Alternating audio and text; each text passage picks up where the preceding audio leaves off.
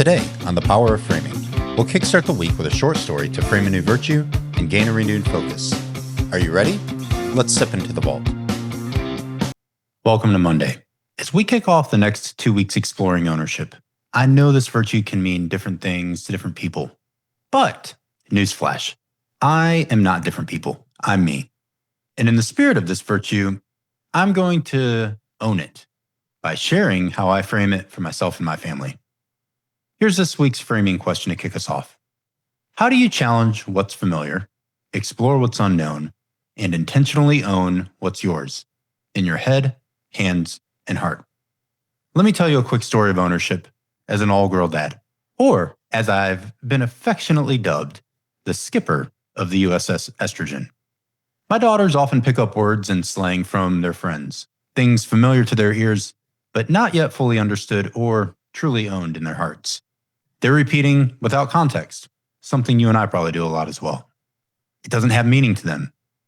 They don't own it. It's without true ownership.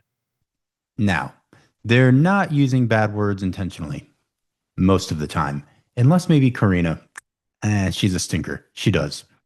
But most of the time, it's just borrowed words, not really theirs. They're still speaking phrases without knowing their true implications. When this happens, I pause and I challenge them. I explain the context, the meaning, and I invite them to reconsider. I tell them to take their thoughts captive, to pause, examine, and decide if those words truly belong to them. Because ownership begins in the mind, the way you frame it, like we're doing right now. If you can't take your thoughts captive, I would argue to bet that you'll never fully own your words, your actions, or your life. Sometimes the girls find better ways to express themselves. Other times, they keep the slang or they use that word they wanted to use. But now, after we pause and reflect on it, it's theirs because they understand it. You could say they're learning mentally to chew the meat and spit the bones. But I know, if you're sitting there thinking, Josh, this virtue's ownership, and you're immediately jumping to sharing a story of your daughters, what a cop-out. Yeah, you're right. And sure, speaking of my daughters is easy for me, and I love to do it. But I'm going to also own this principle, and let me tell you how I do it. As a husband, father, and as the skipper of the USS Estrogen, this Murano home, the words I speak about my wife, about my daughters, and really about all others, whether that person is in the room or not, it shapes their sense of identity and the person that they own for themselves to be.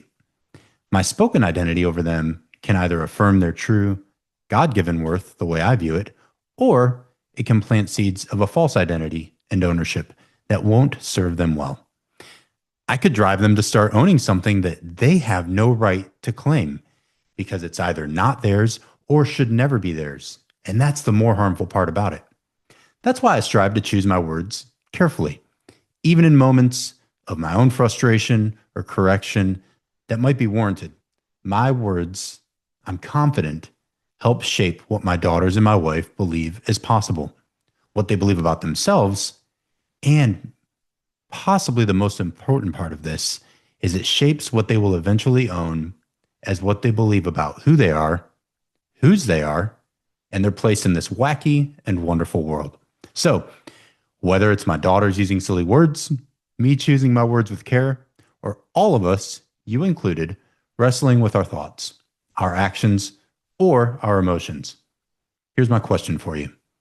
How do you challenge what's familiar, explore what's unknown, and intentionally own what's yours in your head, hands, and heart? Don't forget to get your questions in for Friday because my bestie from Bermuda, Garita Coddington, and I cannot wait to take the vault off the hinges and dive deep into this virtue together for you. I'll see you on Wednesday. Thanks for tuning into this episode of The Power of Framing. Follow Foundational Coaching on your favorite social media platform, where I'll meet you on Wednesday and you can ask me anything you want. I'm honored to be a part of your story today, and I'm proud of your growth, my friend. I can't wait for our next time together, exploring the vault.